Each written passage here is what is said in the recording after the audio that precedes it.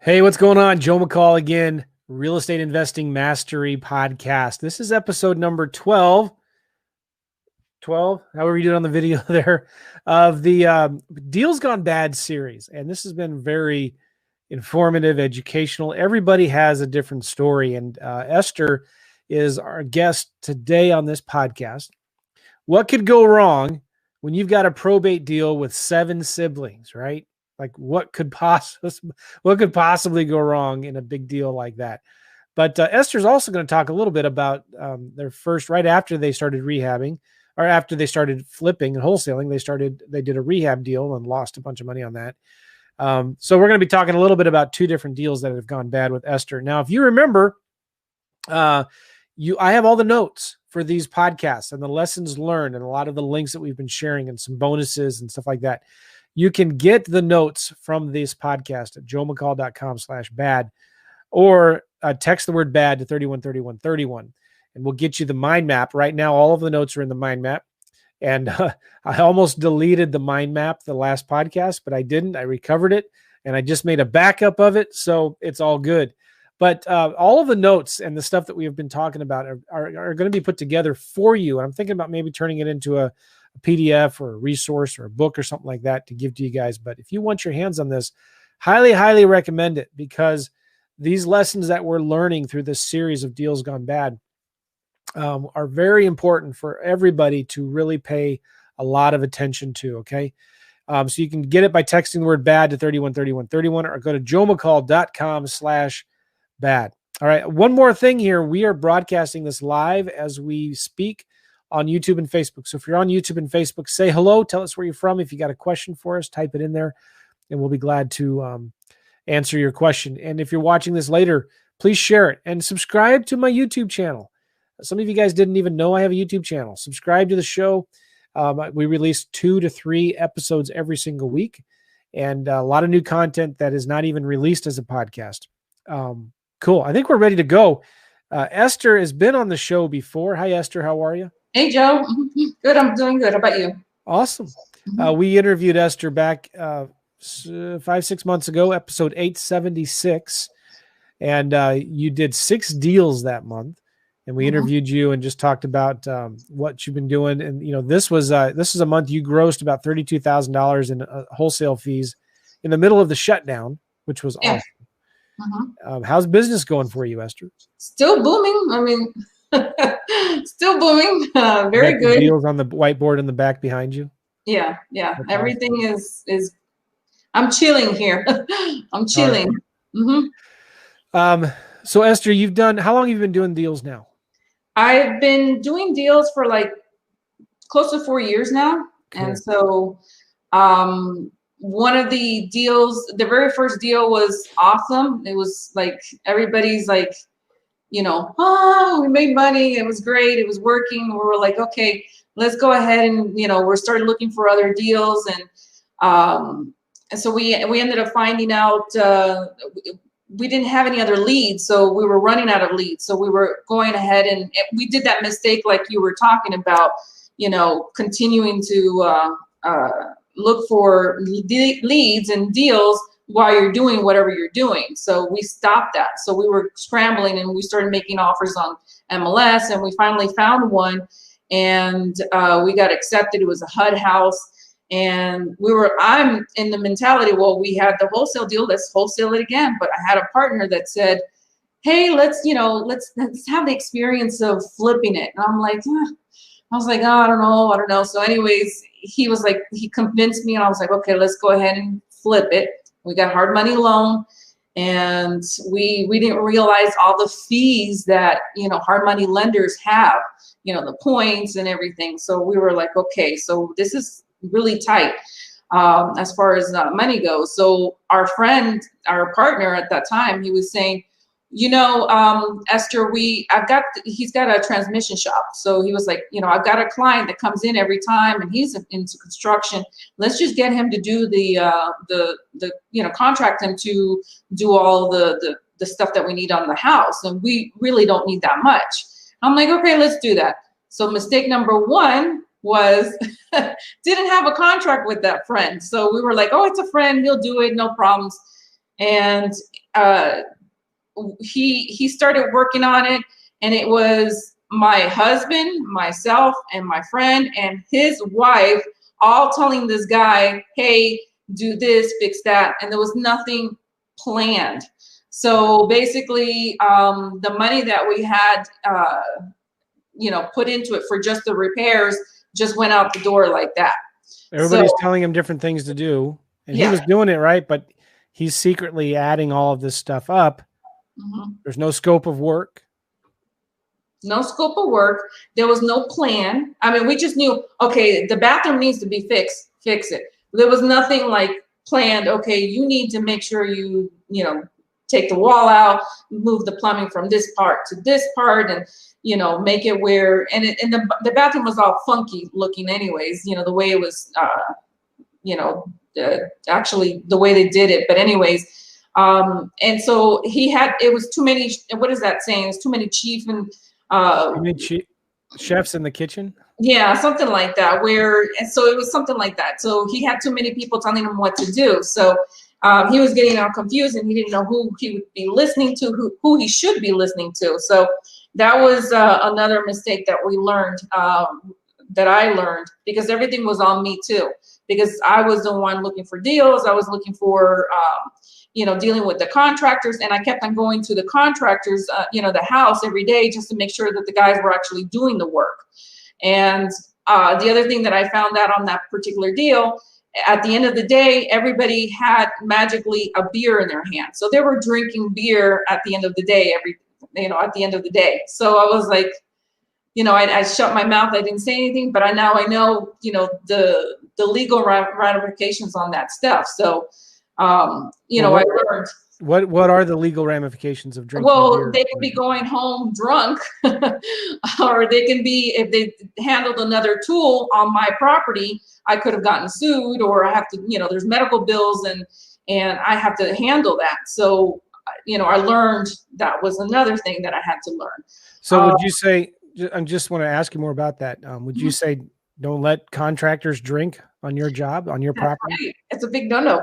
Wow, I never thought about that before. That's right. So we were like, they were all Mexicans, and there's nothing wrong with Mexicans. It was just, they weren't with papers or anything like that. They were just doing the work to do the work and get paid. And at the end of the day, let's get the cerveza, the beer out, and let's drink something. So, and we let that go because it was a friend that was doing all the fixing and everything. So we, like I said, the stuff that I learned from that particular deal was A, contract, B, you got to have the contingencies there, have everything planned to every detailed, and then the other thing was that the contractor, because he got so frustrated with us, he left. The so-called friend left. So I ended up having to hire another contractor, but I did right with that one because I did have a contract with that one. And I did put in, okay, if you don't finish by this date, there's going to be a fine, or, so he understood. And then I told him you're not going to get paid until the very last day, until we did a walkthrough of the house, and any little detail we had to make sure, that was done. So we did learn on that particular one, but the realtor didn't do such a good job at putting it on the MLS and marketing it. And finally, I got the buyer for that property, and she got the credit for everything when I brought the buyer to the property. So you were selling it with the realtor? Yeah, I was selling it with the realtor, doing it like everybody else does. And I should have negotiated that with the realtor. So, if I brought the buyer, it should be not 6% to you. So. Yeah, I'm writing this down. So I learned quite a bit in that, and we lost like maybe 10,000. I would say about 10 to 13,000 in that property out of our own pockets. Not including the lost deals, the opportunity cost, right? During that time, all that time you spent on that deal, you could have been spending finding other deals and wholesaling deals, sticking in your lane, right? Do you think you could have wholesaled that deal and made money on it? Yes. How much do you think you would have made if you wholesaled it? I would have made maybe 15,000 on that property. Okay. And how long would it have taken you to wholesale it? I would say 3 weeks. And how long did it take you to do this whole rehab and finally sell it? 4 months. I know. How frustrating is that? Yeah. Very frustrating. Very frustrating, because you could have done. You realize all the stuff that you could have done, and that time wasted. And the fact that I kept on going back and forth, because I'm thinking, if you're not there, they're not doing the work. So I had to go back and forth to the house just to make sure that they were working. So now, since then, how many years ago was that? That was 3 years ago. Okay. Since then, have you done any other rehabs and fixed and flip properties? No. Okay, good. Now, some people, that is in their wheelhouse. They do make really good money wholesale. I'm not wholesaling, fixing and flipping properties. But like, in your experience, maybe you don't have enough experience to talk about this. That's fine. But like, what advice would you give to somebody on when to wholesale it and when to rehab it? Well, I mean, in that case, for me, and my advice would be, if the numbers were so tight, wholesale it. Don't deal with it. Just wholesale it. And then if it was very good pricing, because we were kind of tight on it, and we wanted to just experience, flipping. So, and you wanted to experience adult daycare. Yeah, and see what that's like. Okay. So yeah, you hit it right in the nose. So yeah, that's why I was saying, if the numbers are really good and you have a huge spread, then go for it. Do the flip. But again, have a contract with your contractor, have contingencies in place, and be very specific on what you want. And just have one chief. Just have one person talking to the contractor. That's so good. Mm-hmm. People don't realize how big of a job rehabbing is. The TV shows make it look so easy. Mm-hmm. There are so many things that could go wrong. You've got way more money on the line. You've got way more risk and liability. I mean, you have to be worried about letting them drink on the job. Even when the job's done, you have liability if they're sitting on your property drinking and then they were to leave or have an accident with some of the tools there, or, get in an accident while they're driving away. And, they could find out that they were drinking on your job site, on your house, and you let them do it. Or worse yet, your company bought their beer for them or something like that. So yikes. Sometimes, they say it's better to make a fast nickel than a slow dime. That is so true. That is so true. And I keep saying to myself, it's the same thing with, when I get an offer from somebody, and and my husband says that, a bird in the hand is worth more than two in the bush. So I keep saying, okay, let's just, if for sure we have an offer, let's, go for that one, and not just for maybe and hold off and so forth. So, I sometimes wonder if it's always better to make a quick nickel than a slow dime. I think it depends. I know some guys that do really, really well making slow dimes, but man, there's so many things that can go wrong during that time you're making the slow dime. And here's the other thing I want you guys to think about. And Esther, I know you would probably agree with this. That same 3-4 months that you rehab that house, you could have wholesaled 10, 12 deals during that time. With that time that you were spending on that deal, you could have wholesaled more deals and made a lot more money during that time as well. So this is why I'm such a big fan of fast cash strategies, wholesaling strategies, and because there's just so much less that can go wrong. And the cool thing is, if you would have bought this deal, you wouldn't have bought it if you wouldn't have been able to wholesale it, right? Right. Okay, cool. All right. True. That's true. And not only that, is the stress when I realized when I was doing the flip, the stress involved in that. I mean, oh my gosh, I was like, I don't know how these flippers do it all the time. I couldn't handle all that stress. No, I don't want, I mean, if I do it, I would have to, again, hire somebody else to take care of that. And I just don't want to deal with that headache and stress. I mean, wholesaling is fun for me. It's fun. It's quick. You go on to the next one. Yeah. All right. So let's talk about a second deal that you had. Mm-hmm. This was a probate And there were 7 siblings involved. Yeah. It was it was a mail out. We were doing postcards, and they called me up saying, and it was a mail out to absentee owners. So okay. They responded back, and I spoke to them. We created, one particular person, I was talking to her, and she was like, yeah, we want to sell it, and it's all of us. It's, it belonged to our parents. It's now empty. Nobody even lives there or in that city. They're all in different cities. So I was like, okay, cool. So she gave me permission to go to see the house. I saw the house. It's been sitting there for like 15 years. And she goes, okay, well, there's 7 of us, we all have to agree. I'm like, oh, okay, I get it. I get it. And so we found out that I started talking to all the other individuals. We basically decided to do a Skype call. And so we had everybody there they're involved. And so everybody was saying yes, except for one person. She would not appear on Skype. She didn't want to be a part of Skype. So we were talking to her and over the phone and trying to convince her to get on it so we can all be in the same. She was like, she refused. So either way, and that day on the Skype call, everybody, all the 6 siblings decided, yes, let's do it. Let's sell it. I'm like, okay, I'm going to send you all guys an agreement. Since it is, somebody passed away, we need did you guys go to probate? Like, no. So, okay, we're going to have to do an affidavit of heirship. So basically the title company is going to send you guys affidavit of heirships.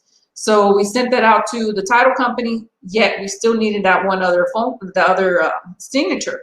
So finally, we finally got a hold of her again, and I spoke to her, and she basically said, I'm going through bankruptcy, yada, yada, yada. And basically she was saying, I don't think I should be just receiving, because they were all going to be receiving like $5,000. And I don't think I should be receiving just $5,000. I'm having really bad hardships. So I think I should be getting $10,000. So the only way that we're going to do it is if we did it this way. So it was me and, because it was, I had a joint venture with somebody else for this particular property. And they were saying, no, she's being greedy. And she didn't want the other siblings to know about that she wanted the extra $5,000. Oh, really? She didn't want anybody else to know. That's the reason why she didn't want to go on Skype. She was like, everybody is fine. They're well off, but I'm having hardships and I want to be able to, I deserve to have $5,000 more. And I was like, screw that. You don't need that. I was like, I'm going to tell everybody else. And then I said, plus, if you wanted $5,000 more, it's going to show on the HUD that you're getting $5,000 more. And she goes, no, well, I would only sign if you and I have a contract saying that you give me $5,000 at the end of the assignment, the end of the closing. I'm like, I guess my pride or whatever. And I was like, no, screw it. You're not going to have that. No. And if I like try to be honest and transparent with everybody. And if I give you $5,000, it's going to come back somehow or other. It's going to come back. Somebody's going to know about it. And so I let it go, but it was a back and forth thing for like 3 months. Yeah. And, saying that she would do it. At first she was saying, yes, she would do it with $1,000 more. And I'm like, talking to my partner, like, okay, it's $1,000. We'll get this deal done. After closing, we'll just give her $1,000 just to have her signature basically. And she was like, so we agreed on that. And then like 2 weeks later, the girl came back and said, that's when she came back and said, no, 5,000. And we were like, no, she keeps changing and changing and changing. So that's when we let it go. And it was going to be a good spread because we were going to make both of us, we were going to make 20,000 each. Wow. So, and our buyer was like, I want this property. Because he was going to make it into a duplex because it was huge. And so he was going to make it. So and he was fine with our $40,000 assignment fee. He was fine with that. Wow. But I was like, maybe I should have just let it go. But the fact that she was so money hungry like that, I was like, didn't want to deal with it. And it just went. Everybody didn't, I told everybody, I said, basically she wanted more money. And that just created everybody screaming at each other and screaming at this particular person. And I was like, I like to be, again, transparent with everybody. I don't want any hiding, because it's all going to come back. And so that's what happened with that 7 probate. So the deal fell apart. It fell apart. It fell apart. So she would not sign it at all. How long ago was this? That was 2 years ago. Do you know if they ever sold it, or what's going on with the deal? Because I went like maybe a year ago just to pass by that house, and it's still vacant. Nothing's happening. And then just for the hell of it, I sent a message to one of the first person that called me up. And I said, how are you doing? I'm just calling to see how you're doing, to see if everything is okay. And she goes, no, everything was good, but we haven't sold the house. She still refuses to. She wants now everybody in her family to give her $1,000 each. So we left it at that. That's happened. That's what happened with that probate. Well, it's good for you though that you're willing to walk away from that. Looking back though, that was a big. You could have made gross $40,000 assignment fee on that deal. Some people are saying, well, just give her the $5,000. What's the big deal? Do you still stand by your decision to walk away from the deal because of that? Yeah, I do. Even though it's money on the table, it's money there, but I feel like something's going to come back, whether it's not on this particular deal, but karma, it's just going to come back somehow. And I don't believe that you should be sneaky that way, because it's going to come back. Like I said, maybe it's my pride. Maybe it's my pride, or maybe my values. I don't know. Maybe I'm just too prideful, but I decided at that moment, it's just, let it go. I just being greedy that way. And, that's my opinion. This was a cash deal, so you don't have to worry as much about paying people outside of closing on a cash deal because a bank's not involved. But still, there's an element of you have to have full disclosure, and you can't be hiding things from other people in the transaction to a certain extent, right? Like, interesting. So the deal, are you still following up though? Do you still plan on? Yeah, actually that one's still every 6 months. Maybe I should do it sooner than that, but every 6 months I'll go ahead and send her a message just to see how she was doing, just checking up on her. I know her son's name. I know, what they do for a living, and I know that they have some little issues. So I kind of, hey, did you get that resolved? And like, yeah, that's good. So we keep that little conversation, rapport going on. So she's very, so we're all in good terms, very, very good terms. It's just this lady decides not to do it. So that's that particular deal. But I do have another deal that I just remembered. It was a commercial deal. It was my very first commercial deal, and this guy called me up again from absentee owner list mailers, and this guy said he's got a plaza. It's a mechanic. It's got a place where they cut tiles, and it's got a strip joint. So it's a place where they strip. A girl strips in the nighttime. So he was like, I wanted, 300 something thousand. And we were like, I got to find out what the rents are coming in and so forth. So I remember, and he was very, very adamant that he wanted to sell it and so forth. And I told him, look, it's going to be like 201 is what I can offer you. And he said, after a day or two that I was speaking to him, he called me back and goes, okay, we'll take it.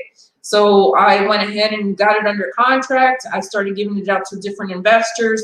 And this seller, every single day, I've never had a seller this way, calling me saying, hey, did you get a buyer for it? Did you get a buyer for it? I really need to sell. And I was like, okay, not yet. It's still in negotiations. We're still looking at it. A lot of people don't like the fact that it's a place that has, people are stripping. They really don't like that. So, anyways, every day was constantly doing that.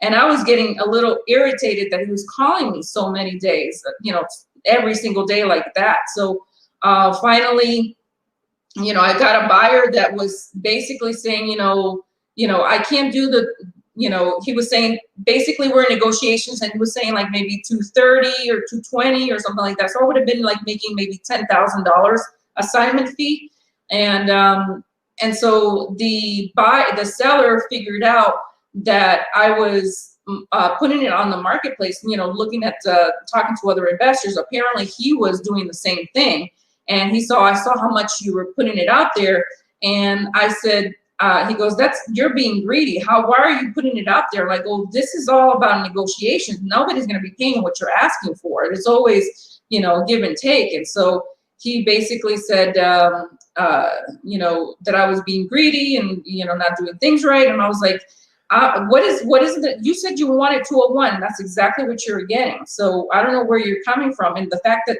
it's got a strip joint there, a lot of people don't like that ethically. So anyways, I let that one go again, because that one was being money hungry. He was saying, again, he wanted to change the contract to the price that I was putting it out there. And I let that one go because, again, he was I've never had a seller, like I said, that was desperate. And that's something that a lot of people, when you start doing this, you start hearing, okay, it's a motivated seller, but it's a motivated seller for money, that's desperate for money. And that's not good. That's interesting. Yeah. So you've got to be super careful. Yeah. And be willing to let it go. Mm-hmm. And that's when I realized for that particular deal, I had to let that go, because that seller was money hungry. Not just, he's motivated to sell, but he was money hungry. And I didn't like that. I didn't like dealing with people like that. One time I was advertising a rent-to-own home for a tenant buyer. And I found a really good tenant buyer. And she passed all of the pre-screening background checks and stuff that I did. I met her and her brother at a Panera or something like that. Turns out she was a stripper. And you would have never known by meeting her, but her brother told me this is how she makes her money. And I didn't give it to them. It didn't work out, but there's also something maybe with a business that is doing that kind of thing that may not be worth getting involved with. Just again, I don't like the word karma, but something like that kind of can come back at you in a bad way. Maybe I'm wrong, but yeah. So I'm looking at some of the comments. Kenny says here, you did the right thing. She's a greedy pig. Talking about the probate deal. Probate, yeah. Mm-hmm. But Millie says, I would have given her the extra $5,000 to close the deal. But you got to remember, would that have been right for the other members of the family without them knowing that? And Ronald also says the same thing. So this is a judgment call, right? Mm-hmm. But I think you might be able to sleep better knowing that it would have been fine to give her the extra $5,000, but the rest of the family had to know. They should have known. And if they were okay with it, then yeah, maybe that would be a good thing to do. Yeah. Well, she had kids, and the one that wanted the $5,000 more had kids. And, the fact that you get the extra $5,000, the kids are going to know that there's extra money. So I would assume. And so I was like, somehow or other, it's going to come back to the other brothers and sisters that she got more money. Yeah. So I was like, no, I don't want to deal with that, just in case. Yeah. Good. All right. So let's talk about lessons learned real quick. I've written down some things. Don't ever stop your marketing. Always get leads. When you're working this rehab deal you talked about at the beginning, you kind of stopped your marketing, and that is the kiss of death in any real estate business, isn't it? If you stop your marketing, you're not getting new leads. You may close that deal, make some money, but you turn around and your pipeline's empty. Mm-hmm. And you can't, it's not like a switch that you can just turn on and leads start pouring in again. It takes a while to build that momentum, doesn't it? Getting those leads coming back in. I like that saying that you're saying you want marketing done despite yourself. Yeah, marketing done for you in spite of you. In spite of you, yeah. Cool. Mm-hmm. And somebody else here had a real good comment. Kenny said, I feel like if you had agreed to $5,000, then it would have been $7,500. Yeah. If you keep on agreeing, giving what she wants, she would have wanted more. And you're probably right. I totally agree. Yeah. That was my gut feeling, because when she went from 1,000 to, she was leading to 4,000, but then all of a sudden she went 5, and I was like, no, I think she's going to end up going back more. Yeah. I agree. Another lesson learned, you when you're doing rehab, you need to have one point person for the contractor. You've got to have a written scope of work. Everything needs to be in writing. Yeah. To the detail, to the you know what's but, to the gnats, you know what. Okay. Be careful with scope creep. You know, scope creep is, like where the scope keeps on creeping up and up. And if you don't have one point person responsible for communicating with that contractor, it's easy for somebody else to come in and say, yeah, it's not a big deal. Just add this or change this, but that affects the budget. You've got to be on top of that. Don't let your contractors drink on the job on your property. Yeah. That's a big deal.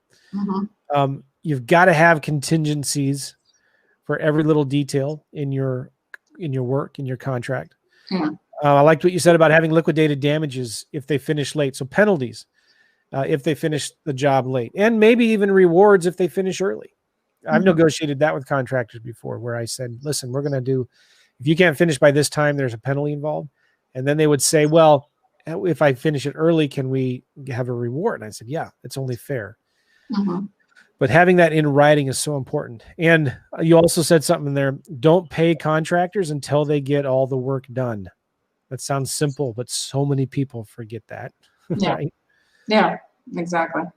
You also talked about you had a realtor help you, and you said negotiate with your realtors for what happens if you bring the buyer.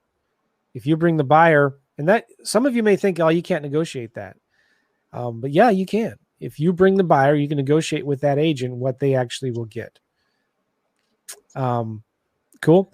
Yeah, cool. Always better to make a quick nickel than a slow dime. That's right. Maybe not always for not everybody, because that's what do they call that?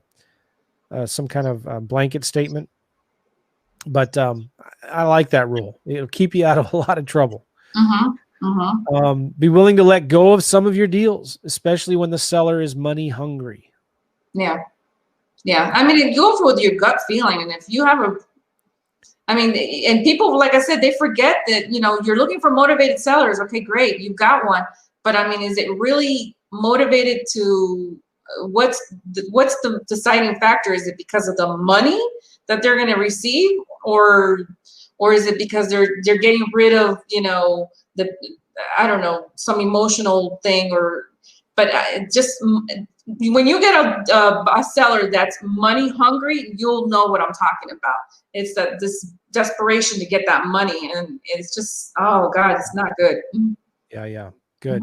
All right, Esther, any other things that you would want to say, kind of wrapping this up, what would be some of your biggest lessons learned from this? What would you tell people who are getting into real estate investing, into wholesaling? Well, just always have a plan. I mean, at any time you're getting into any business venture, you need to have a plan. You need to have goals and keep reanalyzing, as time passes by. Like, when I've done coaching with Gavin, with your partner and yourself, keep looking at what you've done, evaluate it, and adjust if you need to. But definitely have a goal and a plan of where you want to go, because if not, you're just letting life lead you wherever. That's really good. Always have a plan, have goals. Kind of starts, would you say, having that plan, consequence of that is having a marketing plan, which drives it back to that first thing we were talking about. Have a marketing plan. So, if your goal is to make 20 grand a month in wholesaling, how much marketing you need to do every single day to get it done for you in spite of you, so that it just gets done. Correct. Yeah. I totally agree. If you don't have that, you're shit. You have nothing. So, yeah. Well, good, Esther. I appreciate you so much. Thank you, Joe. What market are you in, Esther? Tell everybody where you're at. I'm in El Paso, Texas. El Paso, Texas. Yeah. And I always have this shirt. When I met Gavin in March, I don't know if you can see it. I always have this shirt that says Esther Buys Houses, my website, and my phone number. And in the back of it, you always see, I don't know if you can see it. Esther Buys Houses, any condition, phone number. Yeah. Yeah. I always have this on. And so, yeah, that's my market, El Paso, Texas. And I always get leads. And when I'm walking, doing grocery shopping, even taking gas or whatever, I forget that I even have it on. It's just a shirt to me. Nice. And And so you can meet me, you can see me on Facebook or YouTube, Esther Buys Houses without the H. Okay. So Yeah. go to Facebook or YouTube, Esther Buys Houses. And cool. People may have a deal in El Paso or in the surrounding areas, and you want to partner with Esther on it. Or you might have a lead. This is a great way to, I tell this to beginners all the time. Find somebody like Esther who's already doing deals in your market, who's doing what you want to do. And don't just contact her and say, hey, can I pick your brain? Can I take you out to lunch? Can I take you to breakfast? Can I have coffee? And just pick your brain and ask you a few questions. Don't ever do that. That's the stupidest, dumbest thing ever, right? If you're listening to this and you're in El Paso, or you're somewhere else and you know of an Esther in your city, go approach them and say, hey, Esther, how can I help you grow your business? How can I help you make more money? What kind of deals are you looking for? Can I go out and find these deals for you? That is going to be the best way to get Esther to learn from people like Esther on how to do deals. What's going on in the market? What are the good title companies? Esther talked about she has a good relationship with the title company. You think if somebody just calls you, Esther, and says, hey, what's your title company? You don't know who they are you going to tell them? Maybe you will because you're nice, but you won't. Wouldn't you rather help somebody who puts in some kind of effort to go find you some leads, find you some deals, and maybe even says, Esther, hey, you've got a bunch of old leads. Could you give them to me and I'll call them for you? I'll just cold call your old leads and we'll split the deal or something like that.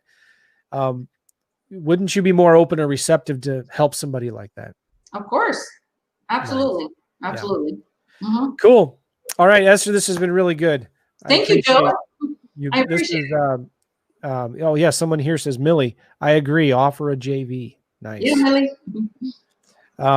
Cool. So guys, check out Esther Buys Houses at Facebook or YouTube, or go to estherbuysHouses.com, and you spell your name E-S-T-E-R. There's no H. Right. E-S-T-E-R. Cool.